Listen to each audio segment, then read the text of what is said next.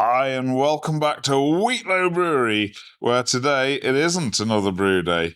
In fact, today we're on a field trip and we're going to go and visit a local to me brewery called Burton Bridge. And Burton Bridge is based in Burton in Staffordshire, the home of IPA, and it's an old microbrewery founded in the 80s.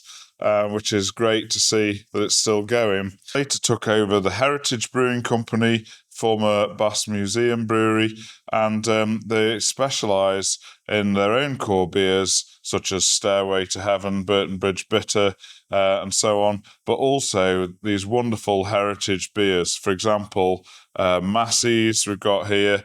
This one's Sovereign Gold, and the Oatmeal Stout from Charrington. These are all closed breweries, and this is a very famous Imperial Stout called P2, a marvellous beer. They're really interested in preserving heritage, shouting about real ale, cask ale, British brewing, microbreweries, and all that's good about that.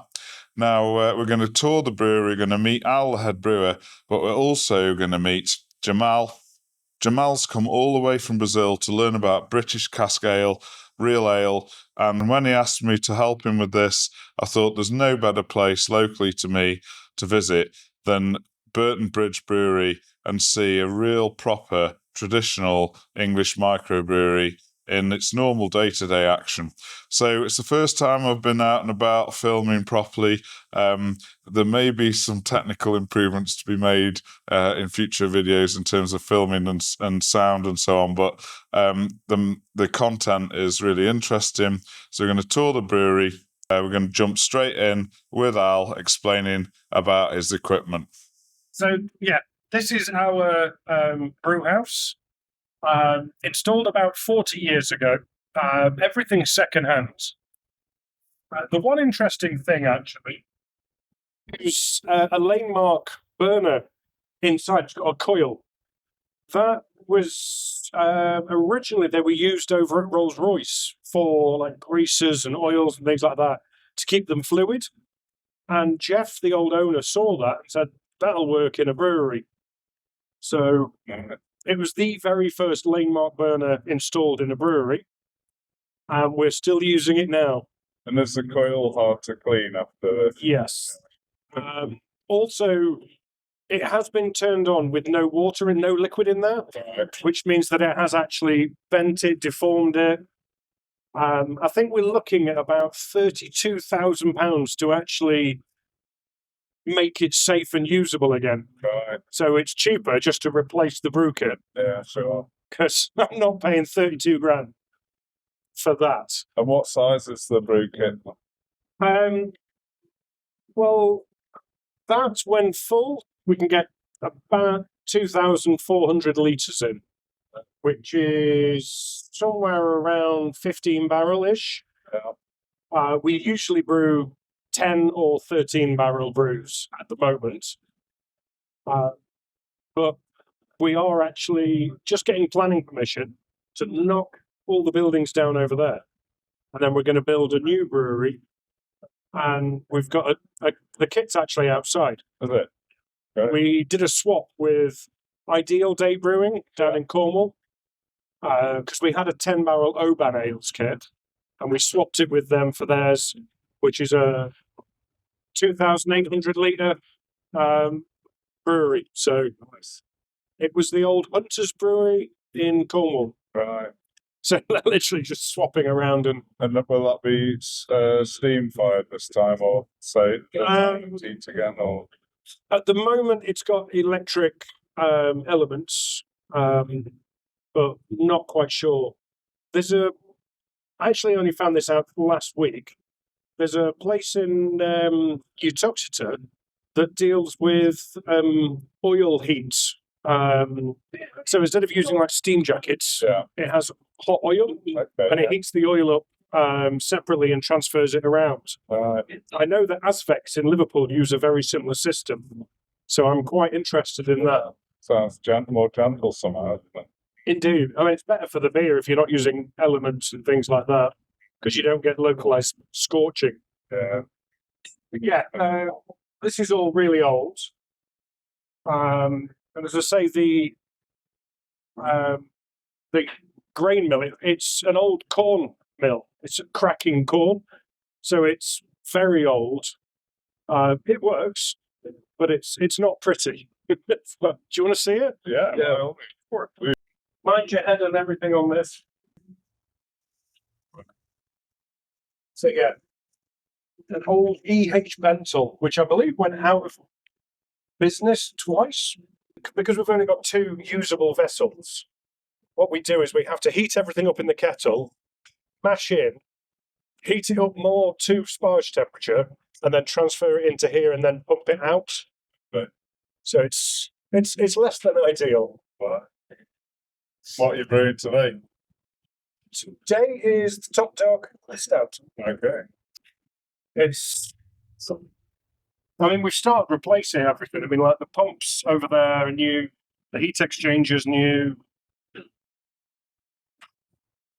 Oh, good fun. All the pipe works new. We've had some issues in the last week because we've had to strip out and the auger and that auger over there just because the bearings had all gone and somebody had dropped some metal in it and it ripped the auger to bits, which is not fun. That's what you do when you're a brewer, is half maintenance man, half brewer. That is exactly right, yes. So your new plans then, but are you still waiting planning permission for that one? Yes, we've gone through the planning permission, so there's no one's put any complaints forward about it. So we had an advisor come out from the council yesterday to advise us, because obviously what we're knocking down are old buildings, and they have, even though there's nothing listed around here, they do have, like, they want a certain aesthetic and they want it to be looking a certain way. So, and am I right in saying that there's a union set room in the plant? Yes, there is. That's very exciting, I think, isn't it? A lot of people have clocked that on the planning permission and getting excited already. Yeah, I hadn't even realised that had gone up online. And then all of a sudden I'm getting people message me going, is this true? And it's like, well, yes. But similar to you, we're doing it with steel. Right. So we've got 10 one-barrel steel. I can show you the 3 of them. Because at the moment we just use them for storing beer. Yeah. So that'd be interesting, because I think to actually design a new union set from scratch would probably be a really good idea. You could iron out all the foibles of it, and there'd still be a pain, I'm sure. I'm assuming it will. We're going to Thorbridge, I think, next month. Right, yeah. And we know Don, we've known him for years anyway. So we're going to go and have a chat with them, see what issues they have, how they find it, and just work out a way that we can do what we want to do with it. Because what it also will allow us to do is separate out fermentation. Yeah. And we're going to have because everything at the moment is only fermented with one yeast. Right, which Burton is Bridge Street. Right. It used to be a very big secret for some reason. But because we buy it from the National Yeast Laboratory, the National Yeast Collection, and it's NCYC 240 or 242. It's the old Taylor Walker yeast from London. Okay, yeah. Because both Bruce and Jeff, the old owners, worked for Allied down at Romford. So they got to know that yeast. It works for them. And it is very estery, very fruity. But it isn't the right yeast for some of the beers we make now. Yeah, sure. Because like we make the Masterpiece, which is Worthington White Shield. Yeah. And that, since the 1970s, was brewed with the Charrington Anchor Brewery yeast. Yeah. Because they stopped using the Worthington yeast. Right. So interesting. When we get the union system, we can do it with the correct yeast. And we'll have our yeast in a separate fermentation area. I'm very keen on the White Shield because I've got very fond memories of it. I was going to say I've got very fond memories of it when I was a child, but that's We've all been there. I'm from here, so yeah. But, in the old days, if your pub just had Bass and Worthington on, and your alternatives after that is Guinness, and but we always used to drop on warm bottles of White Shield, 330 ml bottles, and then half of it would fizz up when the bar staff would open it and so on. But I love the beer, and I hate the way that it's been made extinct by. Was it Coors? In fact, can that randomly rather than Well, they do still make it. Do they? But they only make it for the Finnish market and the Singapore market. Right. Which means that they still have a worldwide trademark on it. So even though, the Heritage Brewing Company started at the Bass Museum, and that's the reason why we make Charrington IPA, Charrington Stout. We make a lot, and Massey's Golden Bitter and things like that. They're all old Bass beers. We also make P2, which was the Bass Imperial Stout. But the masterpiece, that's the only one that we're not allowed to call Worthington White Shield anymore. Yeah. And technically, now it uses a different yeast. It's not Worthington White Shield, but it will be when we. And so, is that they're using Challenger and Northdown for that, or and bit of Crystal and Maris after that? Yeah. Northdown is because the gentleman who was the brewmaster at Bass, who set up the Heritage Brewery and everything like that, it was his favourite hop. So that's the reason why it was used in almost everything. Right. As far as I know, that's what's in Bass as well, Challenger and Northdown. But it's not an original hop. Northdown is from the 70s. So it wouldn't have been before that.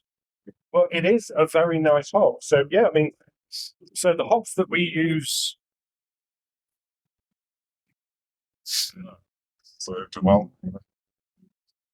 So for a lot of it, the smell of it. Northdown, Challenger, we do have other stuff because obviously we've started doing more modern things. Savinci Goldings as well, yeah. That's for DBA. Right. So when we first started doing DBA, or when Burton Bridge did, they were told, it's they were using Solea because the Slovenian hops, they had different names. Yeah. But it was like Styrian Goldings C, Styrian Goldings S. And that didn't directly get translated when they changed the name to Savinci. And so everybody was looking for that orange pith sort of flavour in DBA, which wasn't there because they were using Solea. What's DBA stand for? Draft Burton Ale. Ah, okay, yeah. It's one of them, my favourite. I get confused about those different Goldings because you've got Solea, Aurora, is that one as well? Savinci, something like that. Styrian Goldings. And it's hard to know whether some are the same or whether it's different names or.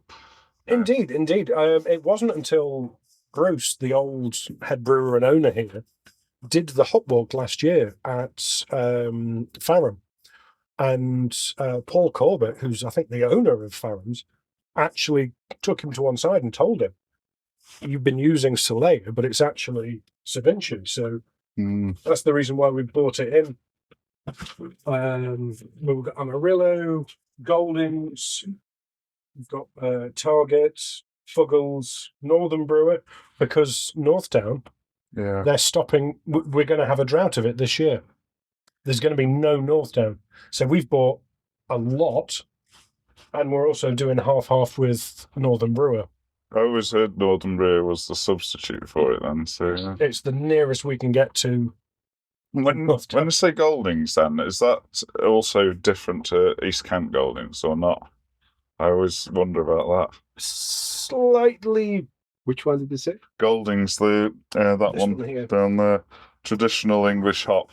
But often you hear East Kent Goldings, and then sometimes people just say Goldings, don't they? But is there any difference? I'm not sure. I think it's basically the same plants. One dictates, almost like an appellation, that it's grown only in East Kent.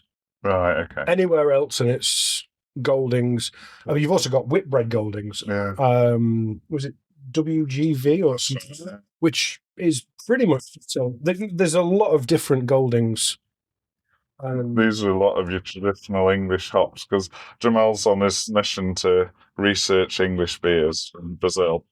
So yeah, Fuggles, Goldings, Challenger, North Down. I mean, even This is the hops we know. Progress. But there Target. when I read these heritage recipes, there are always hops like Goldens. Which Goldens is it? This what did you say? There's your WGV. WGV, yeah. So that's a lot of Goldings recipes. variety. Yeah. Honestly, I mean, Farrams at the moment don't have East Kent Goldings on there. It lists it, but there's nothing in stock. You can substitute Goldings with it. If you can get WGV, you could substitute that. WGV was just a very specific cultivar of the Goldings that the Whitbread Brewing Company, basically, they would take the entire harvest for it. Because that's what a lot of breweries would do, is they would just say, that field there, I'll have all of it. I mean, if we could do that, that'd be lovely. Yeah. And you're all full hop cones then, aren't you, by the looks of things? The majority, yes. We do have some T90, but not much. Just because the mash tun that we have is also the hop back at the end of the boil. So we dig it out and then we put the hops in there, and it's dual use. Because this is all the rage now with these cool ships and things, isn't it? Where you're putting knockout wort through hops in some kind of vessel, basically whole leaf hops. And if you call it a cool ship, it's dead trendy and everybody's crazy about it. But a lot of people are doing it in hopbacks, aren't they? And always have done. For sure.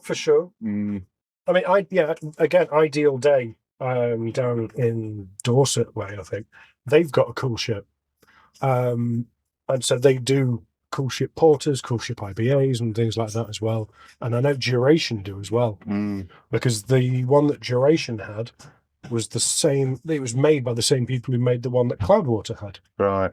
Because we just asked them, "Where'd you get that? We want one." We got one made. So there's quite a few about. I've seen the one at Smod in Sheffield, St. Miles of the Desert. Yes. And that's very interesting. Still never been there, actually. It is worth the run out, and it only opens the tap room on a Friday and Saturday. Right. I think it is. And only till 8 p.m. But the beers are delicious, and luckily they had time to just show me around briefly last time, which was interesting. Saw the kit and everything.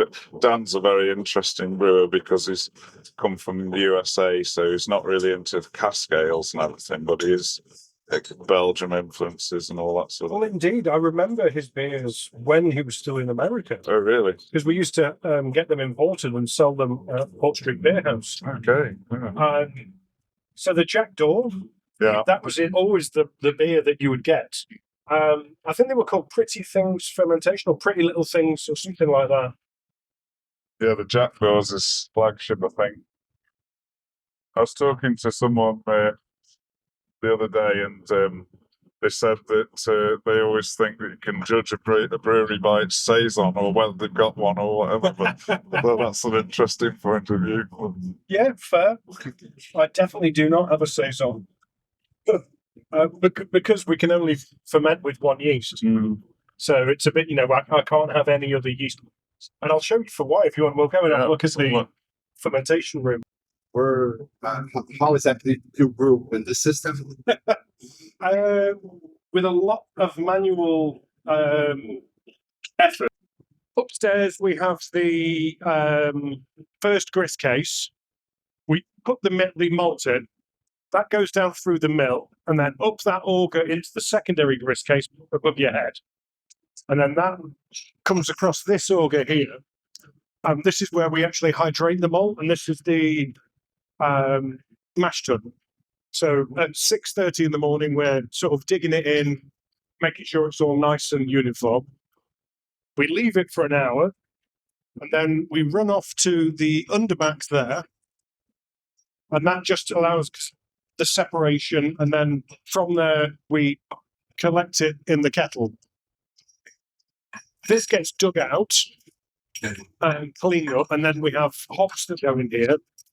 And then after that, we run from there, from the kettle, back into here, into the hops.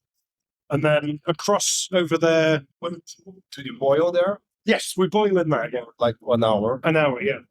So we're now just bringing it up to temperature now. It's where you can hear the burner going. Yeah. Yes, we boil for an hour in here, transfer through this back into the underback again, and then the heat exchanger, and then we transfer it with a big long hose over to the fermentation room. So Because the typical brew house have 3 tons. The mash tun, the laundry tun. Oh, right. We have, we don't have a lauter tun, but no. This is the second brewery I visit. You don't have laundry. It's not you. a lot of UK breweries don't have lauters, or it will be a mash lauter tun. Yeah. I mean, we do fall-offing at the start, Yeah. which is taking it when it's still cloudy and then pumping it back over itself to use the bed to clarify the words. And you don't have any problem with the words stuck in and not going through. No. This is common in the UK that you don't have a separate lauter tun. So you normally just have hot liquor tank, mash tun. Other than I was like, where's the laundry tun? How do they deal with this tons of malt and don't have a laundry tun? I mean, I've worked with a lauter tun, and it's wonderful. And I'd recommend it to anybody, just because it's easy, especially if you've got rakes and you can just dig it all out like that rather than having to get in and dig it out by hand. Just shovel? Yeah, no, Tia's going to dig it out in a minute. Oh, so you can hear the forklift now. They're bringing down a bin, and it gets dug out into the bin. Oopsie fit lamp. It's very, very manual, as I say. Yes. He's just finishing the PAA cycle on the FE that we're going to be going into. So you're all open fermentation, that traditional English system, really. Just open top vessels. I mean, these are all new to here. All open vessels? Yeah, just a loose lid on top. Well, I was reading this book about real ales, and it says that the east in the north, here's the north of England. So we are in the north. Midlands. Midlands, okay. The book says that the east and north are kind of around east. They need open fermentations and this recirculation, maybe depending on the strain. Is it real or is this? That's the Yorkshire square system that traditionally they would be open stone square vessels, and then they would often, to rouse the yeast, they would pump it out from the bottom and spray it on top. And We occasionally do that here. If we have issues, because we only use one yeast strain, and we have to get a new pitch of it every 3 months or so, because a previous brewer decided it was fun and a challenge to not change the yeast for 6 years. And by the end of that, the genetic drift was hideous. I can open a bottle and let you taste it if you want, if it doesn't take your eye out. Just because it got a wild yeast infection, and it was just so different. So now, when we get a fresh pitch, occasionally it takes a few generations for it to get up to the ability to ferment it well, and it just peters out. And so we have to then, run from the bottom and over the top. Yeah. So we've got to get stuck at some 10, 16 or something. Do you mean? Or Sometimes. Can you open the lid again for me? This is so unusual for us. People would be crazy in Brazil when I show them. How can you do this? That's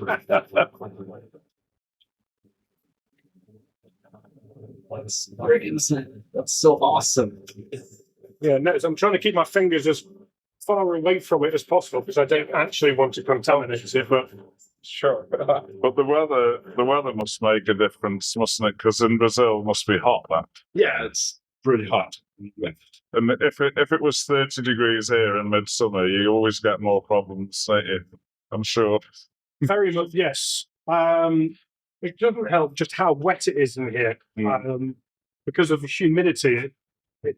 And we have to have the heating on as well because this yeast strain is so specific about the temperature, and we don't have. Well, there's only two that have got actual jacketing. They're all single skinned, and so it means that during the winter we have the heating on at 22 degrees Right. to hold the yeast. Otherwise, it'll just crap out. So you want it quite warm, then, do you? Yes. Do you have to cool it as well sometimes? Then? Yes, I mean, we have got cooling jackets on them, so we can do that. Like as I say, all of these vessels we bought last year, I think, from Burton Brewing, Right.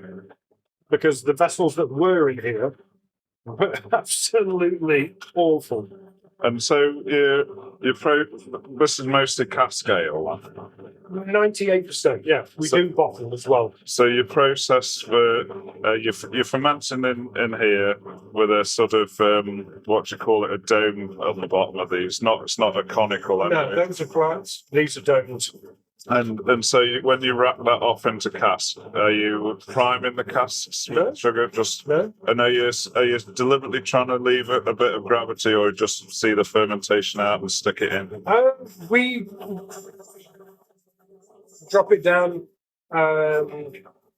transfer it to that vessel out there, which is our wrecking tank, Yeah. and then the simple action of putting it in a cask means that there's enough yeast in there that it will ferment it a little bit further. Yeah. That's my. Residual sugar there. Sorry? So there's residual sugar to ferment and the Yes. second thing. There's always a little bit. How long does the fermentation take? That's the depends. So Wednesday last week, we brewed Fox and Goose. So Thursday it was down to 19. Friday it was down to 10. Wow. So 2 days. So that's mega then. Isn't it? That's very. I mean, usually we give them about a week from brew day to racking. So if we brew it on a Monday, we'd be expecting to rack it the following Monday, but it might be done by Friday. And you're not, you obviously, like, two of your vessels now are 23 degrees then. Yes. So you're not worried about that being too hot, particularly then? No, that's That's ideal. not for your use. Yeah. In the summer, we drop it down to 22, but when it's getting colder, we leave a bit more heat energy in there just so that the yeast can keep going. Because below 22, and it will just start dropping out. It's amazing, yeah. Just goes dormant. Because it's a fruity yeast, then it probably thrives at that slightly higher temperature. And it allows us to get lovely esters from it as well, which is what we want in the beer. So again, Jamal, that's a very traditional English cask ale kind of process. You're using quite a fruity yeast. The esters from the yeast come alive in the cask process. And overall, the flavours are delicate and subtle, but the cask makes it shine. Yeah. And if you put one in a bottle, I'm sure you'd agree that if you bottle condition the beer, the carbonation does change the taste somewhat. Oh, very much so, yeah. I tried this like 3 or 4 times with Fullers and other beers like with 5 and bottles and in the pub. And even cask and keg, the difference is huge. Very much so. Yeah, in Fullers I could try the cask Fullers and the keg Fullers. It's a totally different beer. Yeah, shouldn't be allowed. But it's nice that there's getting interest now in cask ale again. I mean, for me, there always has been, of course, but like Johnny Garrett, the craft beer channel, is doing this campaign, Keep Cask Alive, which is very good. And then if people like Jamal are coming from Brazil because they're interested in English cask ale, Oh, for sure. so as it should be, because it is a unique thing. Well, that's what you say, Johnny Garrett. I mean, he's they're doing a government thing to try and get it acknowledged as a UNESCO intangible heritage importance to this country. And it really is the same as you have lambic beers over in the Phaeton lands, and it is now a protected. You can't call it lambic outside of that area, and it's very important that we keep that heritage of what we're doing alive. Yeah, definitely. And it's something that I care very deeply about. So I mean, it's one of the reasons. It's the reason why I'm here. And a lot of your beers will be just sold locally, or are you going further afield nowadays? We deliver it all over. One of our delivery drivers has gone to London today. Okay. We go to London every week now. Right, lovely. And we send to distributors too. We're trying to build up and get, more beer sales so that we can then buy more equipment. Obviously, because the more beer we sell, the quicker we get our union set and the quicker we get our new brewery. So it's... And also, it's fascinating that you've got a quick turnaround with your particular yeast, because obviously that means fewer vessels for more production, doesn't it? It's yes. Very useful. We've got 5 vessels and we brew 5 days a week. Unless things break. Things break. Which happens very often. So, I mean, I'll show you all of the bits we're removing. Thank you. So all of that is being removed, and everything over in that corner as well. All right. So we actually own all the way down to that wall at the back there, Yeah. and all the way down that way. So it's quite a big space, but at the moment we've got derelict buildings. Morning. What size vessel is that barrel there? Is that That's a barrel. Yeah. Yeah. So are you familiar with the names of the different casks, Jamal? I read, but I don't remember. There's this tiny one, 10 liters, right? That's 20 liters. 20 litres, yeah, 4.5 gallons. So that's a pin, 36 pints. Yeah. And then you've got your firkins up to 72. Is that a kilderkin? That's a kilderkin. So that's 18 gallons, or must be 80 litres then. 82, yeah. 82. And then that's a barrel, 36 gallons. This is huge, right? Yeah. And you must drink this in 1 or 2 nights, right? Because it's cascading, right? Well, we use them at the moment for storing beer. Okay. Just so we're aging beer, because some of the beers we do need to be aged for a little bit. But all of them, because there's 3 more there, they're going to be our union system. That's what we're using. Okay. We've got 10 of them. Brilliant. Are you going to put 10 in the set then? Yeah. Is it possible to buy one of these here in this area or in Europe? What, to buy a barrel? A pin. A pin? Yeah. Well, I have a huge problem taking this beer engine with me back because I bought one. Okay. Must have a hell of a suitcase. It's got a beer engine in it. Yeah, I thought it was lighter. It's not lighter. They're the most awkward, heavy things. What is this with me? when I show up with one of these. But I need to buy one of this. You can buy plastic ones.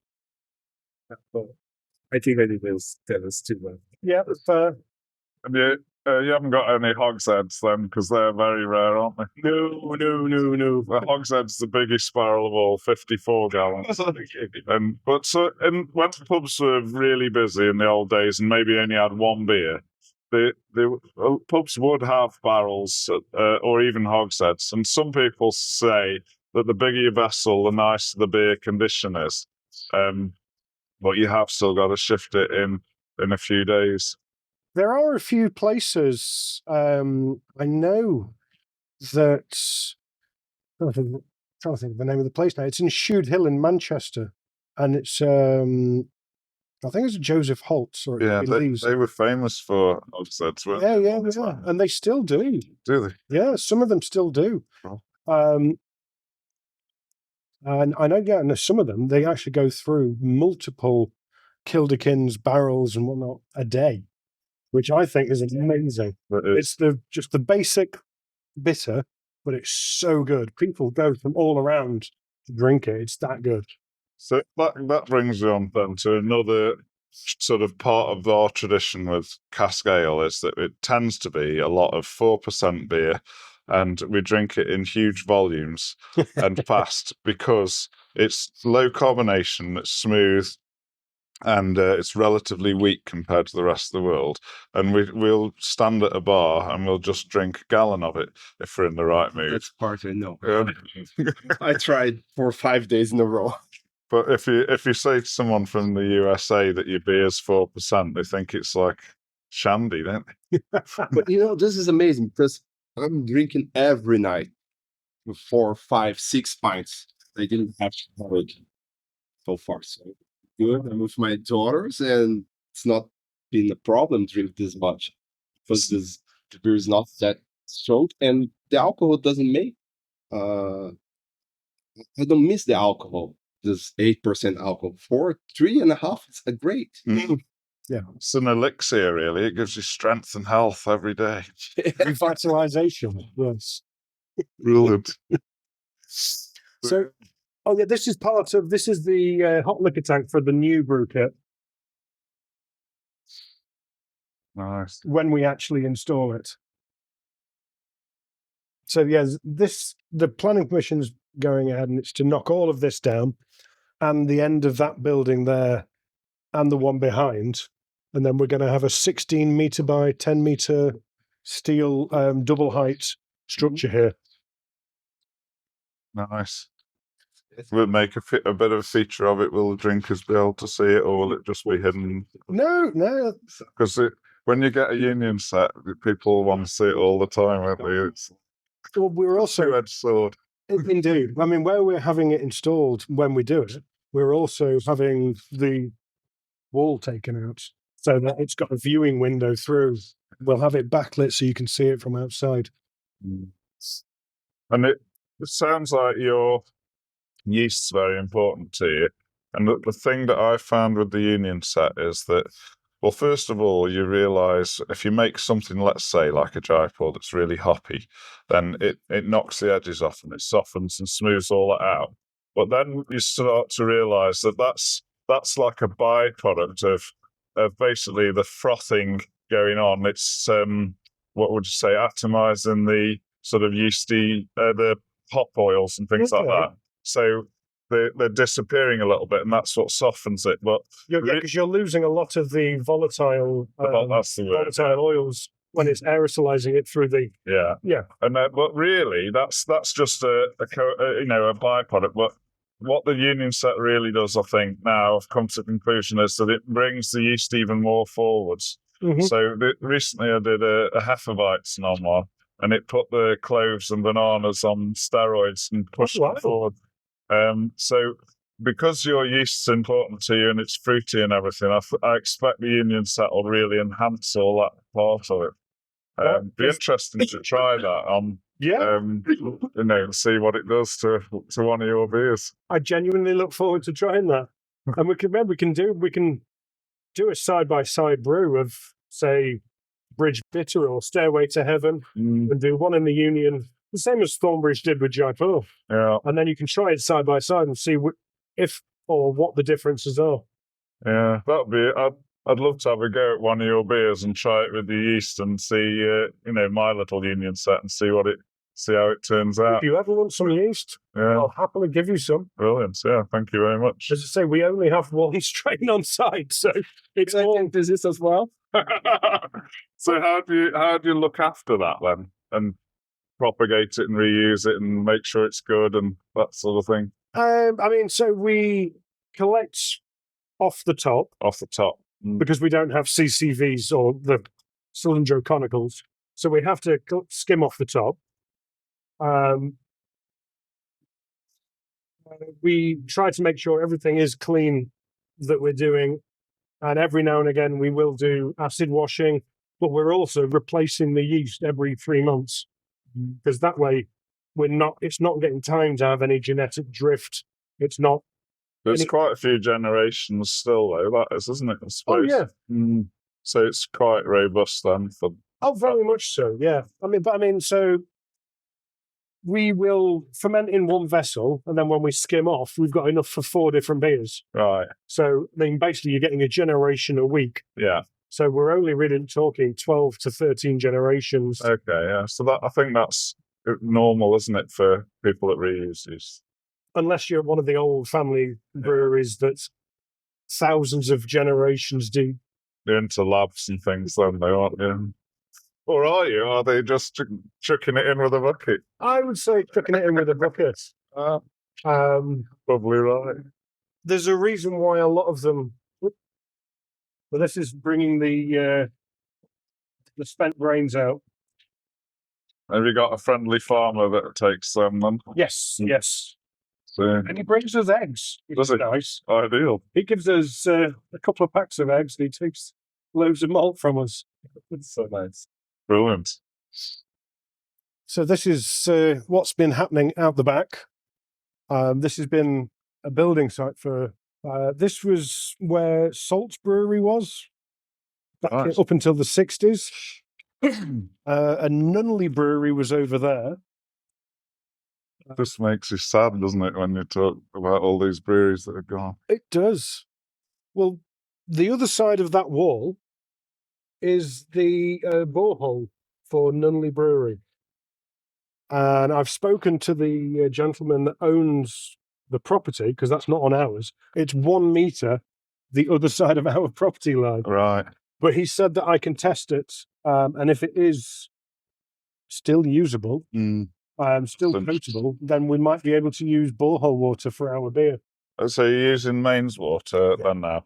And how Burton-like is tap water now? Not very Really? at all. So you have to Burtonise it Yeah. then? And you do like the Burton profile and the high sulfates and so on? Yeah, Full sort of 600 parts per million, or? I don't quite know so much. We actually have Murphy's make our salts, so it comes pre-made. Right, according to your water report. Or, Yes, yeah. But yeah, it's chloride, sulfates, gypsum, all of that good stuff. So using borehole water would be the only brewery in Burton that's still using Burton water. And there's shallow Burton well water and deep well water. Okay. Because in the old days, the water became more polluted as the town industrialised, so they had to dig deeper, and it went to a different strata of rock or whatever, and it changed the mineral content. So deep well Burton water, I think, is a higher mineral, if I remember rightly, than shallow well water. But back then, when they started to brew pale ales here, where did the water come from? Not this. From wells, yeah. Yeah, From but the they could dig this deep back then. yeah. You dig you dig a circle, and you put bricks around it, and then you dig under the bottom brick, and the whole layer of brick falls down one brick, and then you dig again and it falls down one brick, and you can go as deep as you want relatively safely. Although I wouldn't fancy it myself. But I mean, around Burton, there are a lot of boreholes. Wetmore Road has, I think, 3 distinct separate ones that were Bass, Allied. I know over just the other side of the river as well, Allied's got a borehole. So you see big, like, I think it's 12-inch pipework coming across, because they would just take it from there and then pump it down. Incredible. Well, that's what made the town famous in those days, the water profile, the heavy sulfates and gypsum and things like that. They helped clarify the beer, I think, and it helped accentuate the hop character. Very much so. And that's what made the beers famous around the world.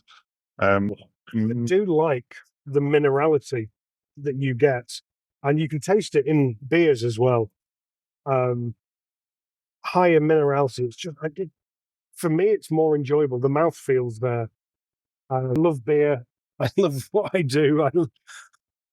It may not look like much, but you know, It does. It's great. It's the heritage brewing element then of or museum brewing company. What was the history behind that one? So, I mean, I partially mentioned him earlier. Steve Wellington, he was the brewmaster at Bass, and he retired, and then he came back and he set up the William Worthington Brewery, which then became the Bass Museum Brewery, which then became the Heritage Brewing Company.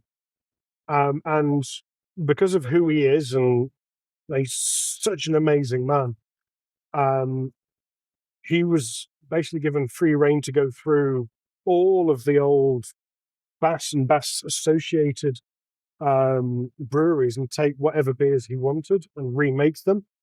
Because in 1965, Charrington Brewery bought Massey's in Burnley, and then in 1966, Bass and Charrington merged, which means that all of a sudden he's got access to all of these different beers. So that's what we do. We go through and bring them back alive. One of my favourite hobbies, bringing an old beer back to life. It's something. I mean, yeah, we've done a 1909 Manchester Bitter.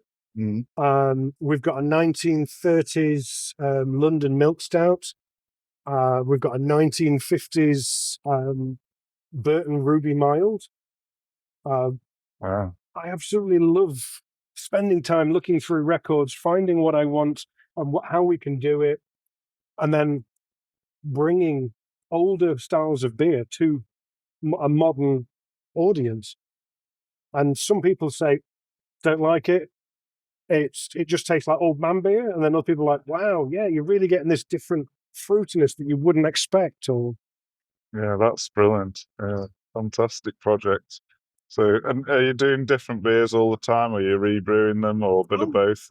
Bit of both. I mean, the 1950s, the Burton Ruby Mild, we did that as a collaboration with Sunken Knave, which is a gentleman called Henry Kirk, who an amazing brewer, and he works down at Harvey's in Lewis on the south coast, but he has his own little brewery, Sunken Knave, and he does a lot of sort of historical beer styles with that. And so he came up and we brewed a 1950s, I keep saying Burton Ruby Mild, from one of the biggest Burton breweries that's the most important to a lot of people. It was one of their recipes. And so taking from that what we can to try and get it as near to the beer. So like it called for invert number 3. Yeah. But that's very difficult to get hold of. Yeah. Henry said, well, let's use invert number 1 and some black treacle. You get invert number 3. And it gives it that sort of twang of caramel and burnt molasses. And it's just, I genuinely enjoy this. Wow, that's amazing. Brilliant. So hope you enjoyed the tour around Burton Bridge as much as I did. I think Al's passion, and Emma as well, who unfortunately had stopped filming when we met her, the passion for the business, for the brewing, for the heritage really comes through when you speak to them. And it's also great to note that they've been named in the Times Top 8 Breweries in Britain list recently, which is a great feather in their cap. With illustrious company such as I think Utopian, Lost and Grounded, Thornbridge, those kind of breweries. So that's really great recognition for them. And in the next couple of weeks, we're going to try and get a recipe from Al for a really traditional beer. And we're going to brew it, and then we're going to see if it's anywhere near the real thing. A beer that we're going to brew is called In-Coop Burton Ale, which has unfortunately disappeared, like so many other great beers, but it was once a fantastic bastion of real ale. It was the only big business real ale to win Champion Beer of Britain in 1990, and it's a lovely malty but also hoppy beer, traditional Burton bitter. So we're going to try and brew that beer and see if we can get anywhere near the real thing. So look out for the upcoming episode on Burton Ale, because we'll also be getting the union set out to ferment this one to really Burtonize it. So thanks for watching today. Let's give us a like, subscribe, and let us know in the comments what you thought of us visiting a brewery and the concept of visiting a brewery, getting a recipe, and then trying to match one of those beers. Also, have a look out for Burton Bridge. Visit the website and order yourself some bottles. Not only are they amazing heritage beers, I mean, this one, for example, where is it? Masterpiece. That is Worthington White Shield in its current format. So that's another extinct beer that's really fantastic.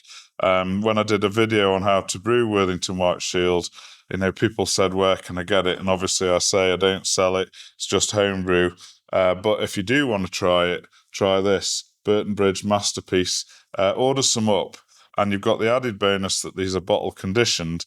So what you can do is have to drink 4 of them, save the lees, make a starter, and you've got the Burton Bridge yeast as well, which is a lovely, fruity, traditional ale yeast that can whiz through a beer at quite a lick at 23 degrees, which is what, as you saw in the video, what Al likes to ferment at for that yeast. So thanks again for watching. Give us a comment, and we'll see you next time. In the meantime, I'll go and set to with this frothing ale. Cheers.